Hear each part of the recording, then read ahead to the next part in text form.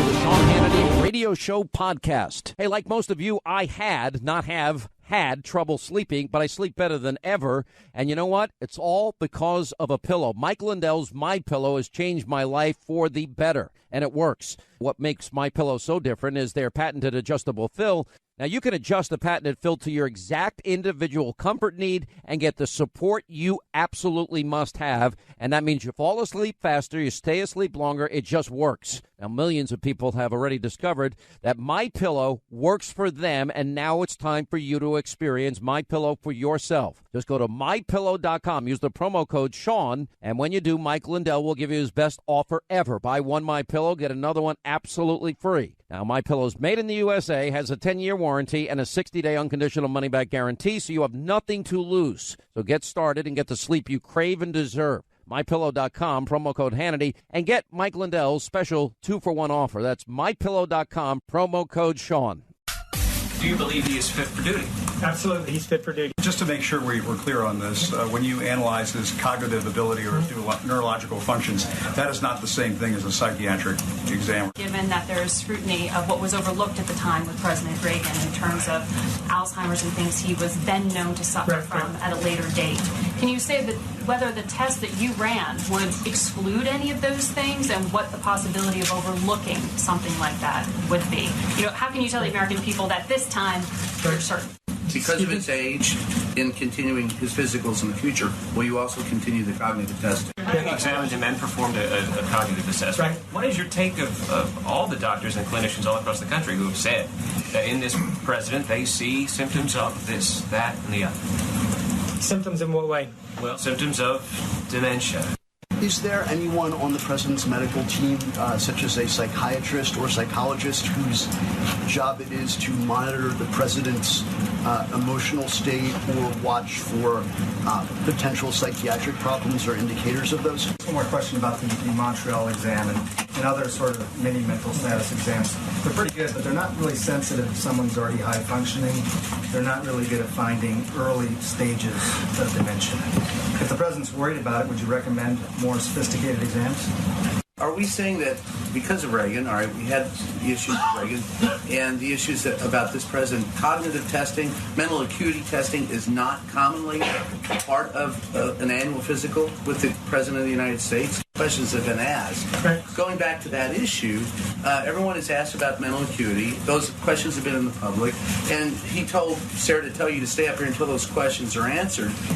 Going forward, would you recommend that presidents undergo that type of testing?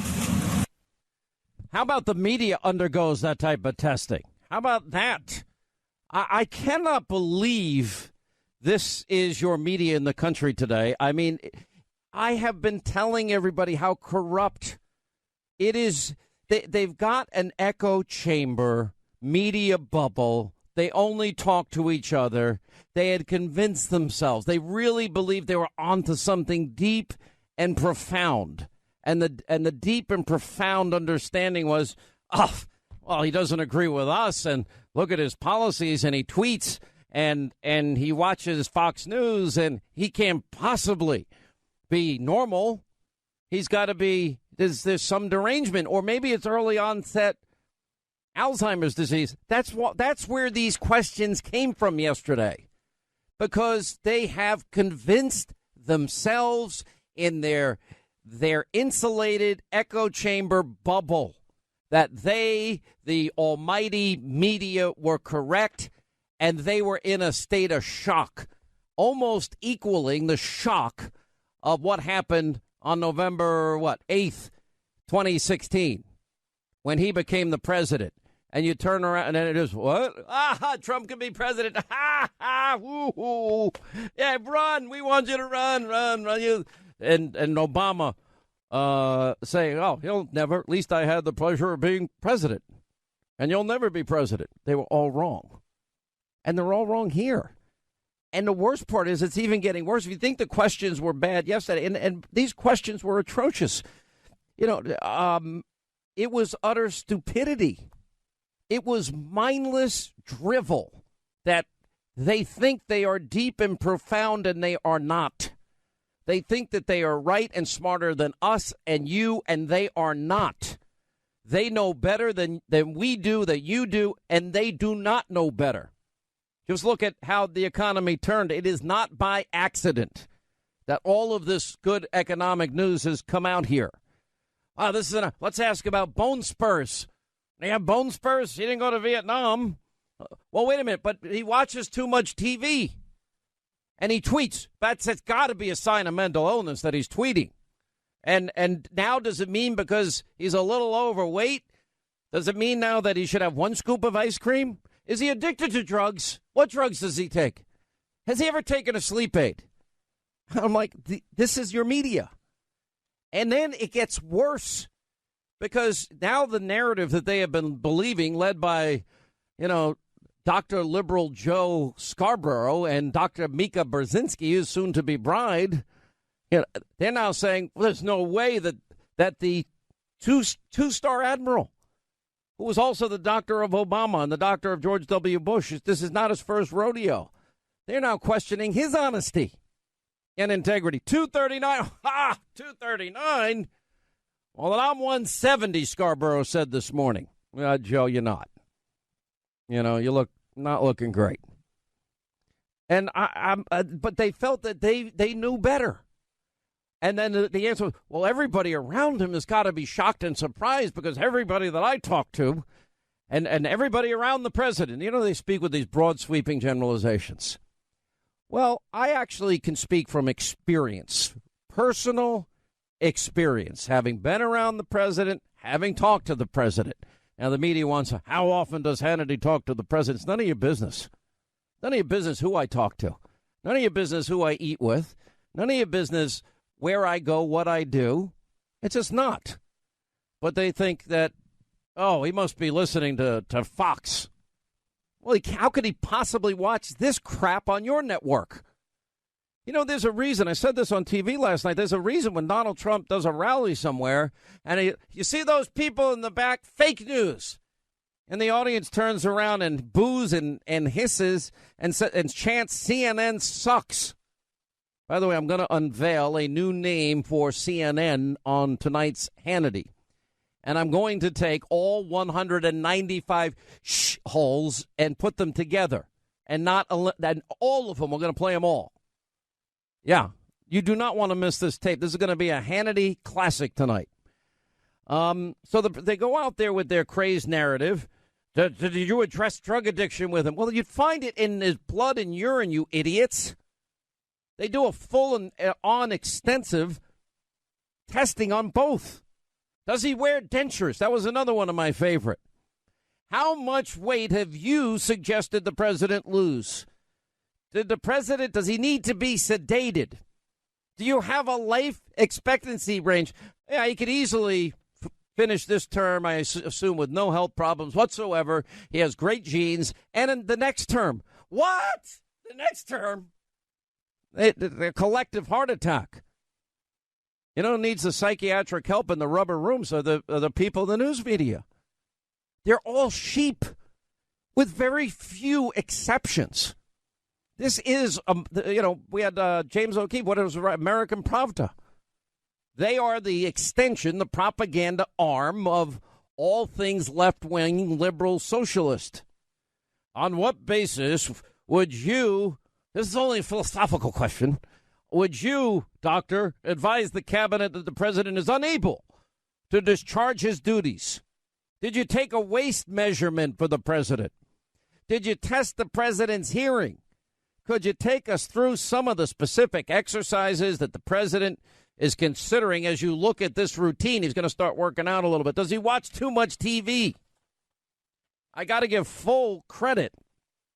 Oh, and this is the joke of the day. This was on Newsbusters. Apparently, Joe and Mika are getting an award for responsible journalism. I'm not making this up. Anyway, the distinguished group of journalists, First Amendment leaders, that exemplify responsible journalism and who practice their constitutionally guaranteed duty to seek and report the truth. This is from the Radio, Television, Digital News Foundation. They're honoring them. They're in their First Amendment Awards dinner March the 8th in D.C. I wonder if I'm going to get an invitation. Love to watch that. You know, Dr. Scarborough, Dr. Liberal Joe, and Dr. Mika. Unbelievable. Now, here's how bad it is. Let me give you, and Joe Concha, The Hill, actually pointed this out on TV last night. There was a Pew study that showed 95% of the coverage of the president has been negative. And then we have Newsbusters came out with 2017, a full report investigation. The year the news media went to war against the president. That's pretty much it. Because they did go to war with the American, but it's not just against the president, but the American people, a war against the truth. And the Trump presidency, the biggest story of the year, and what they found out, accounting for 1 out of every 3 minutes of evening news airtime, nearly 100 hours in total. The three big networks. The tone of the coverage, 90% negative, and only 10% positive. It doesn't include neutral statements. More than 2/5 of evening newscasts, their coverage 43% focused on controversy, never policy. The Russia investigation alone accounted for 1/5 of all of Trump coverage. We still have no evidence of collusion. And despite their massive coverage of Russia, the networks had no airtime for questions about how the investigation began and whether Robert Mueller's current investigation is abusively biased, as I've been reporting. I mean, this is insane. And let me tell you why it should matter to you. Because they're not talking about the president's successors. Don't they owe it to you to tell you, the American people, about the good economy and degrading of ISIS and the president's successes? Is that fair and balanced? And by comparison, in the Pew study, while Trump had 95% negative, well, in the first year of Barack Obama, the anointed one, who they never vetted at all, he had only 20% negative coverage. It was fawning coverage for him. But they're also not talking about what are the stories. We now have everything that we've been discussing. And I know to many of you, I see some comments online that you're frustrated. I'm frustrated, too. I wish I could snap my fingers and get right to the inner core of the onion, but that's not how the process works sometimes. And every night we're peeling another layer away, another layer away. And I've got a group of really smart, hardworking, and intelligence deputies with me, like Sarah Carter, who's going to join us later, and John Solomon, who's going to join us, and Luke Rosiak over at the Daily Caller, and Tom Fenton, and Victoria Tunsing, and Joe DeGeneva, and I'm sure I'm forgetting some people, but you get the point, Dr. Sebastian Gorka. We're getting the truth out, and we're doing it as quickly as we can. But because it didn't fit their preconceived fake news narrative, we now are at the nexus of getting to the truth about the Clinton bought and paid for dossier. She rigs a primary. She tried to rig a general election with Russian propaganda she paid for. Then on top of that, she has Comey and Strzok and other FBI people, because they took the FBI investigation out of the field agent's hands, the rank and file that would have done a good job. Well, they put the fix in and rigged that investigation before and exonerated her before they ever did the investigation. And then then we got Uranium One. There was a big arrest on Friday and 11 counts on Uranium One. And now the email server investigation is back up and running. And I dare to say, if it wasn't for a few of us out here and some of my fellow talk radio hosts, I don't think any of this ever would have happened. We're making progress. And I'm not taking a victory lap because it's not about me. It's about our country. It's about our Constitution. It's about equal justice under the law. It is about probably the biggest scandal you'll ever experience in our lifetime to rob the American people of their choice in a presidential election. How is it conceivable or possible that the media bought into a narrative and they convinced themselves in their little echo chamber bubble that the president is suffering from dementia, early onset Alzheimer's? The problem is they honestly, and I've said this for years, they think if you are a conservative that is evil. They have bought their own talking points. They now have convinced themselves that if you're a conservative, you govern conservatively, if you're not politically correct like they are on everything, then it's just evil. This doesn't come out of nowhere, but the sick and twisted and ideological imaginations of those people that call themselves journalists, this idea that they echo, because they're the echo chamber, they're an extension of the all things leftist, liberal, all things statist, all things that we disagree with. That's why every 4 years, the same narratives, the same talking points, the same playbook is used, where if you're a conservative, that means you're racist. If you're a conservative, you're a misogynist. If you're a conservative, you're anti-gay. If you're a conservative, you're a Second Amendment nut job. In other words, you're an irredeemable deplorable. Let me break it down. That is clinging to your God, your guns, your Bibles, and your religion. There's a reason they wouldn't cover Hillary Clinton taking the money from countries that abuse women and kill gays and lesbians and persecute Christians and Jews. I don't know if there's anyone else besides me that kind of brought that up a lot during the election year. There's a reason they won't, because they've convinced themselves liberals good, conservatives bad. Well, I've convinced myself that most politicians just suck and are not following their promises and not doing the job of serving the American people. That's my take on most politicians. And that's why Republicans, couldn't keep their repeal replace promise. And that's why Republicans couldn't, 7 senators vote on a full repeal of Obamacare in 2015, can't do it in 2017 when it actually matters. These are incredible times we're living in. There is an informational crisis, but it's all about an agenda. But they have convinced themselves that all of you, the words irredeemable, deplorable did not come out, haphazardly. It is a deeply held belief system of the left and what they think a conservative represents. What are we fighting for, though? What was the whole election about? Forgotten men, forgotten women, people in poverty, on food stamps, and out of the labor force. I said it every day. There's nobody that ever interviews me that wants to get to the core of what drives me or motivates me. And then, of course, securing our borders and identifying our enemies and beating back those that would destroy our way of life. Those are all things I talk about, not them.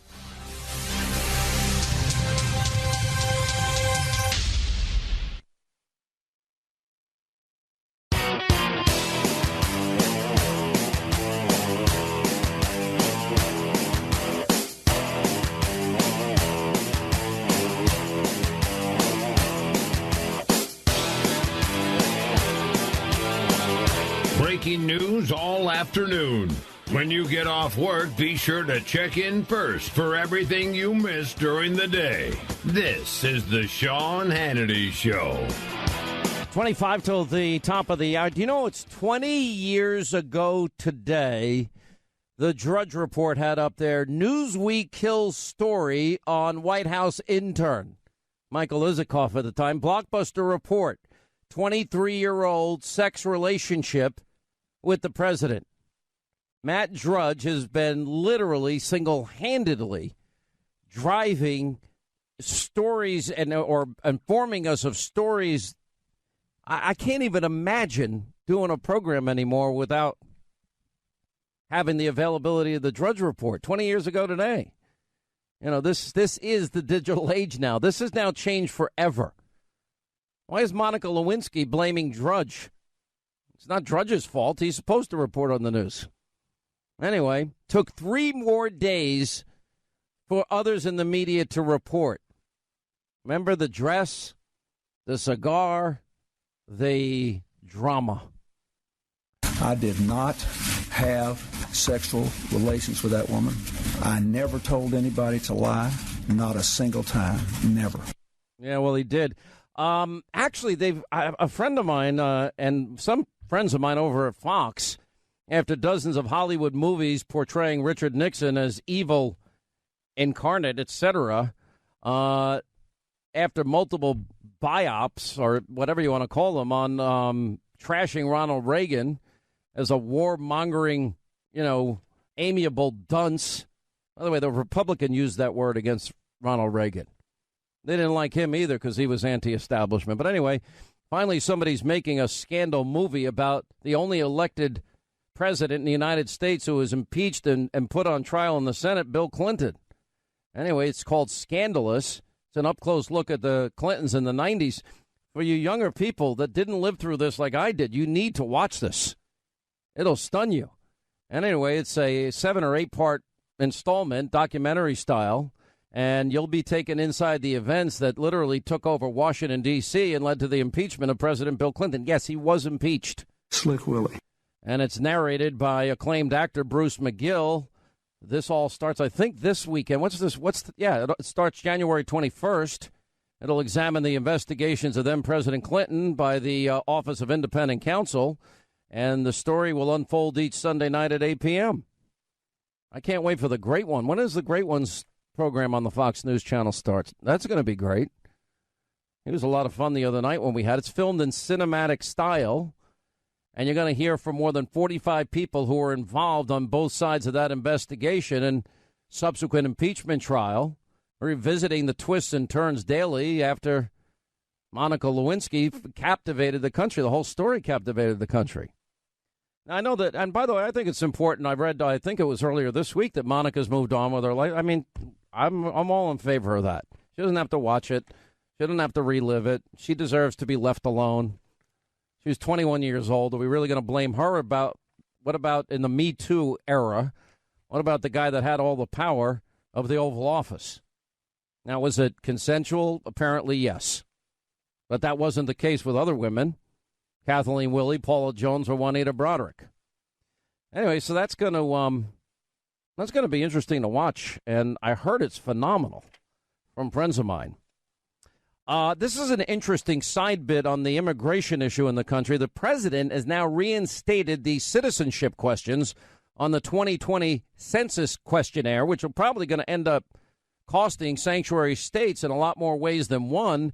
And Politico is now reporting the Department of Justice sent a letter on December the 12th to the Census Bureau asking that the citizenship question, which was eliminated in 2010 during the Obama administration, be reinstated for the 2020 census. Democrats fear the move could cost California a congressional seat and billions in funding.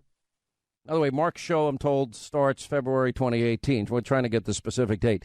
Anyway, according to the Justice Department General Counsel, Arthur Gray, the data is critical to the department's enforcement of Section 2 of the Voting Rights Act and its important protections against racial discrimination in voting. And he added, to fully enforce those requirements, the department needs a reliable calculation of the citizen voting age population in localities where voting rights violations are alleged or suspected. And Democrats know that the revised 2010 U.S. Census questionnaire, which did not ask about the interviewee's citizenship under the penalty of perjury, encouraged many California's approximately 2.35 million illegal immigrants and 1.65 million legal aliens to participate improperly in the U.S. Census. Well, that's going to be interesting to watch that. You know, I keep looking at this headline. It's on the side of my desk here. 2017, this is Newsbusters, the year the news media went to war against the president. I'd say 2017, the year the news media went to war against the American people. It's bigger than a president. We, the people, because they don't want to give us the truth. That's how profound that crisis is. You know, after a eminently qualified White House physician, so we have the admiral go out yesterday and announce that the president is in excellent health, physically, mentally. The media is in overdrive now to keep their narrative going and trying to counter the diagnosis. And you have CNN. I'll have a new name for CNN by the end of the show on Hannity tonight. You don't want to miss it. Also going to do all 195 holes that they used on the air. Oh, I couldn't stop myself last night. I'm like, why am I forbidden from saying it? I'm not forbidden. I mean, if I really said it, I'm not going to get fired. No, I wouldn't get fired for that. I just would say, why do you have to do that?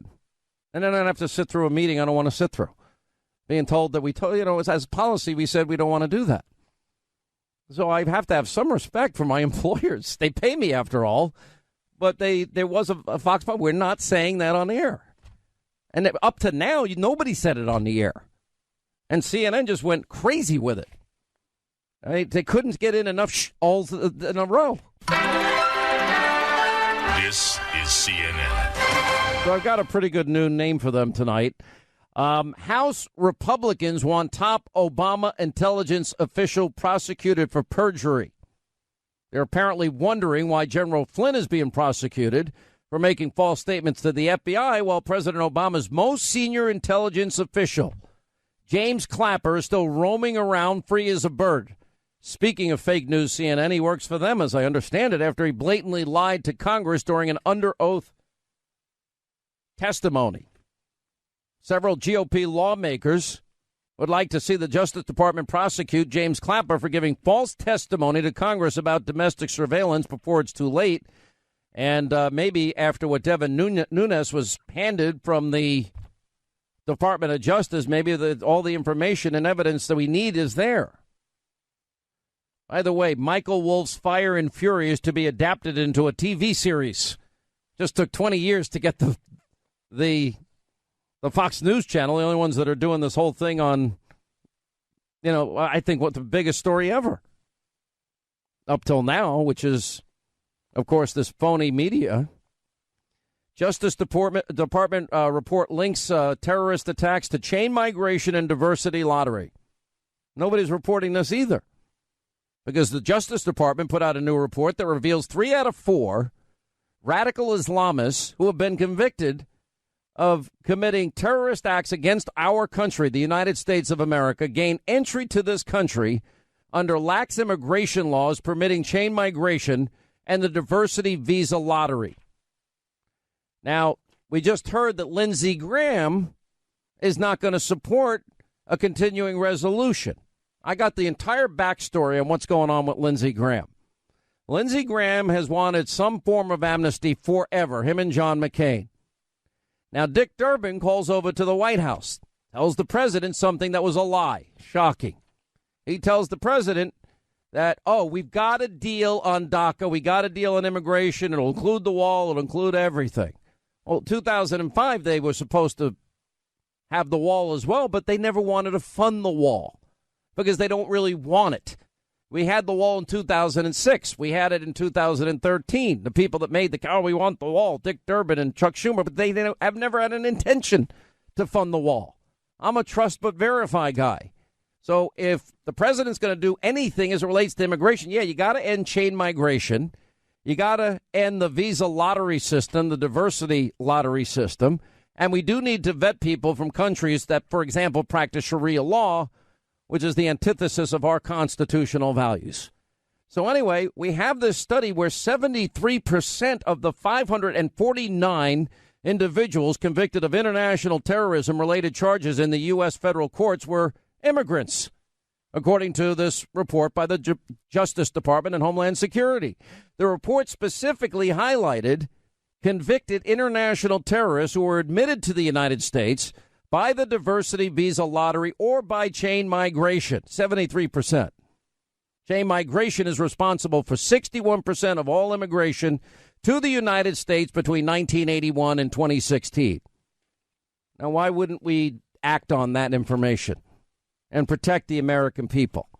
And all of this, with all of the wringing of hands on all this, does anyone ever care about the American people here?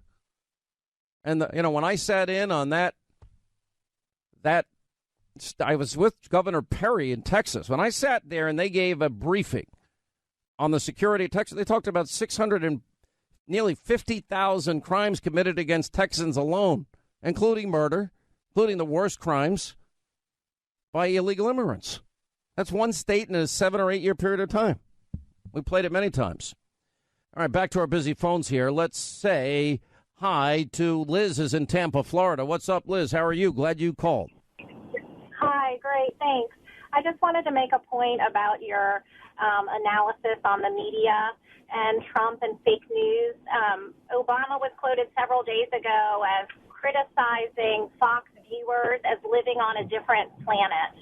So he's directly criticizing all the millions of deplorables that watch Fox News. And he's also implicitly suggesting that Fox News is inaccurate and people shouldn't watch it or listen to it. But yet the liberal media goes crazy when Trump makes a point about the fake news. Listen, let me tell you something. Barack Obama was obsessed with Fox News, hated Fox News, hated me. I mean, when he was running, there was some 8, 9, 10, I don't remember at this point, mentions of me in his speeches. And then somebody got to him because he stopped cold. And because I was using it as the opening for this radio program every day. Think about it. Well, that's a hateful thing. Fox News is not hateful. If you were watching Sean Hannity consistently, he's a commentator. You would. These guys, they've given me a hard time. With respect to Sean Hannity, I didn't know that he had invited me for a beer. I offered to pay, too. But I will take that under advisement. Generally, his opinion of me does not seem to be very high, but I'm always good for a beer. How are the wife and kids doing? They're doing great. They seem to be thriving. Watching Nickelodeon. They're not listening to Sean Hannity on Nickelodeon. I'll put Mr. Burgess up against Sean Hannity. He'll tear him up. Is Sean Hannity suddenly going to get on the airwaves and say, I was wrong about this Obama guy. He's my man. No. I mean, I think that there's a certain segment of hardcore Sean Hannity fans that probably wouldn't want to go have a beer with me. There's no doubt about that. I'm kind of proud of that. He knew exactly. I had his number way before anybody else. And this is not braggadocio. I'm not patting myself on the back because the reason is we dug deep. We did our job. Well, you're not a reporter, Hannity. You're not a journalist. Well, actually, I'm a talk show host.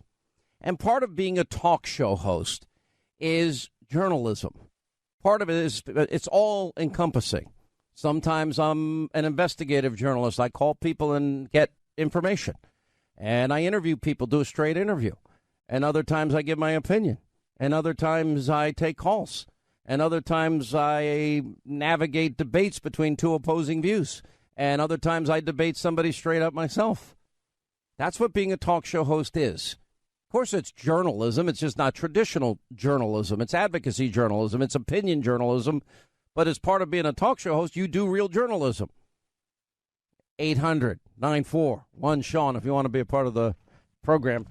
So Linda's skipping school again today. What's up with that? Who's Lisa? Sorry, Linda. Maybe you need to take that cognitive test. Are you finished? Are you done? Yes. All right. All right, so much to get to today. Newt Gingrich is back with us today, and we'll check in with Freedom Caucus member, former head of the Freedom Caucus, co-founder of the Freedom Caucus, Jim Jordan. He has been unbelievable in these hearings. And we'll get his take on all of this breaking news. He has 18 specific questions as it relates to Fusion GPS. And I think we're getting a lot of the answers, not the least of which was the FISA warrant obtained because of the Clinton bought and paid for phony dossier, propaganda dossier. Also, Sarah Carter and Freedom Caucus member Ron DeSantis. Sarah has some breaking news today that we will get to. And your calls, 800-941-SEAN if you want to be a part of the program. We got a great Hannity tonight. We may be getting an unbelievable guest. I haven't confirmed yet, but we're working on it. I can't do everything at once. I got to do the radio show. We're still working on it, and we'll know more probably by the time we get off the air today. We've still got 2 more hours to go. 800-941-SEAN, straight ahead. Do you believe he is fit for duty? Absolutely, he's fit for duty. Just to make sure we're clear on this, when you analyze his cognitive ability or his neurological functions, that is not the same thing as a psychiatric exam. Given that there's scrutiny of what was overlooked at the time with President Reagan in terms of Alzheimer's and things he was then known to suffer from at a later date, can you say that whether the test that you ran would exclude any of those things and what the possibility of overlooking something like that would be? How can you tell the American people that this time they're certain? Because of its age, in continuing his physicals in the future, will you also continue the cognitive testing? You examined him and performed a cognitive assessment. Right. What is your take of all the doctors and clinicians all across the country who have said that in this president they see symptoms of this, that, and the other? Symptoms in what way? Well, symptoms of dementia.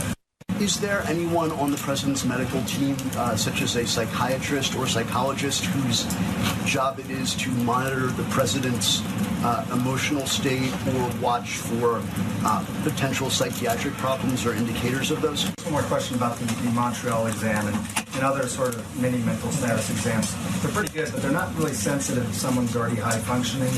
They're not really good at finding early stages of dementia. If the president's worried about it, would you recommend more sophisticated exams?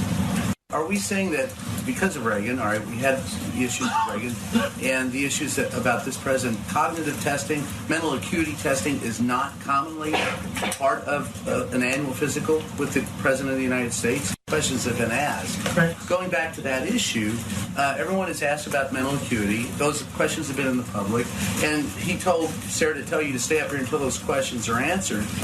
Going forward, would you recommend that presidents undergo that type of testing? The 25th Amendment, a lot of people in the country have been talking about it. It basically contemplates that a group of Senate-confirmed laymen will weigh in on whether the president's able to discharge the duties of the office. So you, as the president's position, have certainly given this some thought over the years that you've been in your role. On what basis would you, and this is just a philosophical question, advise the cabinet that the president is unable to discharge his duties?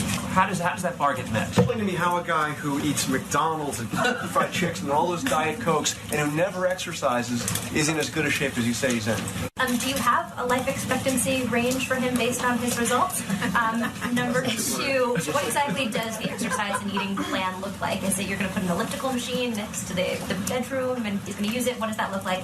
And then also number three, did you see any evidence of bone spurs, which the president said that he suffered from? Is he limited to one scoop of ice cream now? I don't limit his diet at all. One follow-up question. There isn't anything that's a part of the president's health records or his overall physical fitness or any medications that he's taking that you're not permitted to tell us. Is there anything you're keeping from us for privacy reasons? It's recommended that most baby boomers get screened for hepatitis C. Did you do a hep C test, or has he had one previously? Was there anything that the president or anyone else specifically said for you not to mention today? Some of the president's friends have told reporters in the past that they think he's a germaphobe, that he washes his hands obsessively and is concerned about that. Did you see any indication of that type of behavior with being around the president? The president has his colonoscopy at the next physical. Will he be sedated? Does he watch too much TV? I don't. Sedentary lifestyle sort of perspective. Should he cut back on that? I don't know how much TV he watches, so I'm not gonna. That's something I just can't comment on. So yeah, I'm asking because of the seated sort of aspect of television watching versus the active lifestyle part of it. Can you tell the current president about his predecessor's exercise routine, and does this president ask you about how he could follow his predecessor's example to be as fit as Barack Obama was? And a second question: do you keep a tally of how much golf the U.S. president plays? That is something the press office repeatedly does not tell us. Do you keep a tally? Does the president take any medications that you haven't disclosed here today? He does not. He doesn't take any medications at all that I have not disclosed here. Do you have any concerns about the president's Twitter? No, I don't. Yeah, Twitter doesn't involve me as a doctor. I don't have any concern on that. Other than the diet issue, did you address drug addiction? Drug addiction? I mean, any other drugs? Yeah, no. He has no drug addiction. Yeah, absolutely. Thank you for your time, Dr. Jackson. How about sexual? I don't think I've ever seen anything like that in my life. Anyway, glad you're with us. Hour 2, Sean Hannity Show. Write down a toll-free telephone number. We'll also be checking in with Jim Jordan. He's been a rock star. He's coming up at the bottom of the hour. And Ron DeSantis and Sarah Carter. We have some breaking news. The questions by your corrupt media. Did you address drug addiction? Does the president wear dentures? How much weight have you suggested he lose? Does Trump need to be sedated? Do you have a life expectancy range for Trump? On what basis, and this is just philosophical, would you advise the cabinet that the president is unable to discharge his duties? Did you take a waist measurement for the president? Did you test his hearing? Can you take us through some of the specific exercises that the president is considering as you look at his routine? Does he watch too much TV? Does he tweet too much? I've never seen anything like this. Former Speaker of the House, now author of the latest best-selling book, and he's got a soon-to-be written book coming out about the president. How are you? I'm doing well. And, I'm probably tougher or more decisive than many of the president's advisors. But I think there's a hostility standard that they should establish and simply kick people out. The White House does not have to accept idiotically hostile people in the press corps. Mr. Speaker, there'd be nobody in the room. They're all hostile. No, but maybe no. But what they could do is they could put all their pictures up and have a little website, and everybody in America could vote. And the people who are voted the most hostile, the 30% that are the most hostile, get kicked off this month. Well, I mean, it's so. Listen, even after the admiral, was he a 2-star admiral, who's now looked at President Obama, President Bush, he says the president is in excellent health. The president asks for a cognitive exam and aces it. And I looked at the test last night. I'm telling you right now, if you give me 5 questions and come back to me later in the interview and ask me 5 words what they are, I'm not going to remember them. That's just not how my brain works. And he passes it. I should. Yeah, go ahead. Go ahead. I'm sorry. No, and I was just going to say. Go ahead. Craig Shirley, who is the leading biographer of Reagan, did contact me today because the one thing the admiral said that was not true was that anything about Reagan and Alzheimer's. Reagan clearly did not have the onset of Alzheimer's until 5 or 6 years after he left the White House. He was fully in possession of his capabilities, and it was not a problem until well after he had retired. And that was just unfortunate because it starts a whole series of left-wing, trying to draw parallels and all that stuff. But I agree with you. I mean, first of all, if you have a 2-star admiral who is now on his 3rd president, who is a professional medical doctor, obviously of considerable capabilities, the nastiness and the childishness of the questions are so demeaning that it just verges on crazy. I mean, I watch this stuff now, and I've concluded that there really is a Trump derangement syndrome, and that you have large elements of news media totally sucked into it. You see the same thing happening, with people like Robert De Niro in Hollywood, and they can't get a grip on themselves. You know that CNN is actually taking on the diagnosis, as is, I didn't know we had Liberal Joe in the morning over at MSNBC, Dr. Liberal Joe and Dr. Mika Brzezinski, his soon-to-be bride. They're actually questioning whether or not the admiral told the truth about his weight. And then they go on to say everybody was surprised. They all thought he had early onset Alzheimer's or dementia, and they don't even believe it. And then CNN goes a step further that he's likely to have a heart attack in 3 to 5 years. That's not what the admiral said. He said he would easily probably be able to go through, 2 terms, and he's got good genes. In fact, at one point he said his genes are so good that if he would die and exercise, he could live to be 200. Exactly. And all right, I've been to the doctor many times, and he said, you need to lose weight. You need to lose weight. Your cholesterol's a little high, so I take Crestor. And a tiny dose goes such a long way. All right, let me go to some of these other issues. I as bad as things were when you were the speaker, and I was there, I lived it with you, followed it, reported on it regularly. I don't think it pales in comparison to the hostility towards this president. But more importantly, we've got a media that will jump from, oh, my God, a nuclear war is coming, Trump, Russia, Trump, Russia, Trump, Russia. And then they'll move into he's got dementia. Then they'll move into the 25th Amendment. And then they'll move into, a hostile questioning of his doctor. But they'll never cover any of the good news accomplishments he's had. They never talk about solutions for the American people. They never give him credit of any kind. And it's just, I've never seen anything this bad. Well, it's a combination of, I think, 3 very different things. One is the infantilism of the media nowadays, which really has taken on a Kardashian-like personality. And so a lot of these things, it's the best they're going to do. You've got a lot of reporters who are childish and ignorant, and this is the best they're going to do. Guess how many times CNN said the word hole? Take a guess, and said it. I have no idea, but I'm sure it's an astonishing number. 195 times. Is that right? Yes, sir. But, of course, they were giddy. I mean, look, these guys have a real problem. The tax cuts are beginning to work. The business community is responding correctly to the tax cuts. There's genuinely good news out there. The stock market is doing better and better. Consumer confidence is up. Unemployment, African-American unemployment is lower today than at any time than when Barack Obama was president. Every time you turn around, there's more good news. And so these guys have to go overtime to clutter it. I mean, part of what's going on here is a deliberate effort by the elite media to avoid saying anything good about Donald Trump because they're so desperate to not have him win. Mr. Speaker, do you know that it's also biased in terms of what they don't cover? We now have noticed that the email server investigation is up and running again in Congress, I think in large part because James Comey and Peter Strzok gave an exoneration before investigation. We had an 11-count indictment in the Uranium One case last Friday. That's a story that's been ignored by the media. And we discovered that the Department of Justice has been investigating the Clinton Foundation for months.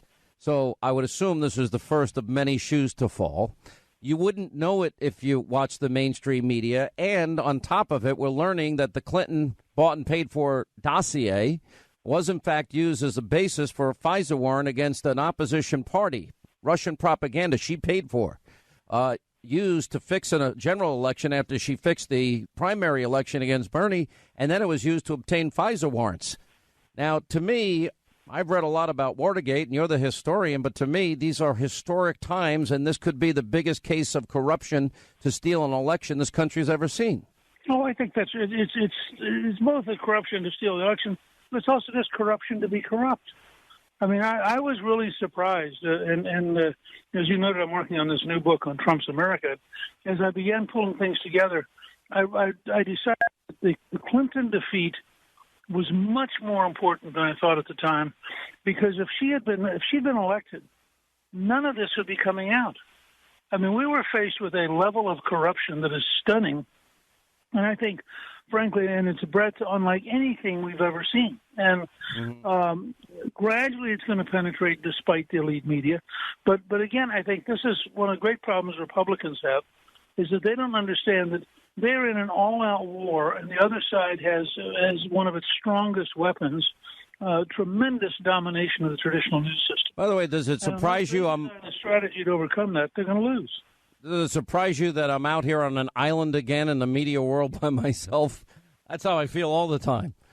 You know, like investigating Obama. Yeah. All right, as we continue, former Speaker of the House, Newt Gingrich, he will be joining us tonight. You know, we're spending a lot of time talking about the news media. They never talk about the president's accomplishments either, but the level of which they have been wrong about Trump-Russia collusion, they avoid the email server scandal. Felonies were committed. They ignore what they did to Michael Flynn with unmasking and illegal leaking of surveillance. They ignore Uranium One and the fact that we gave up 20% of our uranium, which we need, and import, not export. And then the Clinton Foundation, all of which we have talked about, are now under investigation, every aspect of it. How is it possible to ignore what would probably get people in the media a Pulitzer at some point? Well, I think that it gradually becomes harder and harder, and I think that eventually we'll break through. But remember, they have not yet accepted that Trump is president. Who needs psychiatric help? Trying to undo the election. You know what you're saying? Huh? Then who needs the psychiatric help? Oh, they do. That's why I said a while ago that they. I think there is a syndrome where Trump being president drives them crazy. And then there's no question in my mind that the depth of their hostility is so great. But that's why I would be tougher than Trump has been. I mean, I would not allow people who are continuously hostile to be in the White House press corps. Well, there's no reason to put up. They don't have to put up with that. It's unbelievable. All right, Mr. Speaker, we'll see you tonight on Hannity, on the Fox News Channel. Look forward to having you. Quick break. We'll come back. Sarah Carter, Ron DeSantis, Jim Jordan's been a rock star. All coming up. And your calls, 800-941-SEAN. The Democrat National Committee and the Clinton campaign, which we now know were one and the same, paid the law firm, who paid Fusion GPS, who paid Christopher Steele, who then paid Russians to put together a report that we call a dossier full of all kinds of fake news, National Enquirer garbage. And it's been reported that this dossier was all dressed up by the FBI, taken to the FISA court, and presented as a legitimate intelligence document, that it became the basis for granting a warrant to spy on Americans. And I'm wondering if that actually took place. It sure looks like it did. And the easiest way to clear it up is for you guys to tell us what was in that application and who took it there.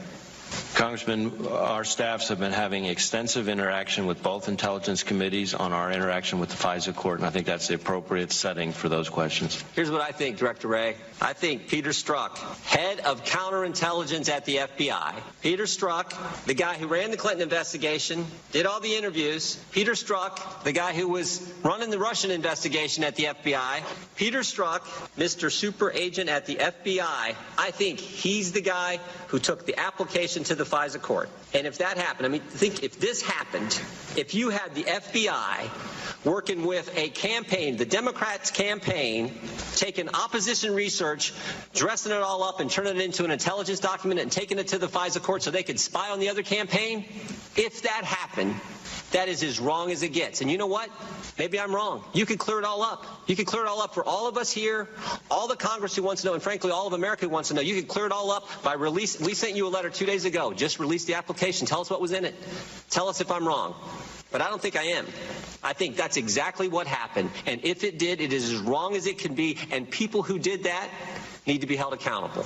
Congressman, we will not hesitate to hold people accountable after there has been an appropriate investigation, independent and objective, by the Inspector General into the handling of the prior matter. And based on that, I will look at all available remedies, depending on what the facts are when they are found. As to the access to the dossier, that's something that is a subject of ongoing discussion between my staff and the various intelligence committees. There's nothing prohibiting you, Director. Is there anything prohibiting you from showing this committee what was presented to the FISA court? The application you all put together at the FBI that was presented to the FISA court. Is there anything preventing you from showing us that? The time the gentleman has expired. The Director can respond. I do not believe that I can legally and appropriately share a FISA court submission with this committee. I'm talking about what the FBI put together, not what the court had, what you took there, what was the process put together, what you presented, what you took to the court. When I sign FISA applications, which I have to do almost every day of the week, they are all covered with a classified information cover. So that's part of why we is it likely that Peter Strzok, is it likely that Peter, we know the Clinton campaign, the Democrat National Committee paid through a law firm, Fusion GPS, to produce the dossier. We know the author was Christopher Steele. It's been reported that he was on the payroll of the FBI. I'm just wanting to know if, in fact, that is the case. I'm not able to provide an answer to you. Did the FBI present the dossier to the FISA court? I'm not able to answer that. Do you know if the FBI did the established process protocol in evaluating claims made in the dossier?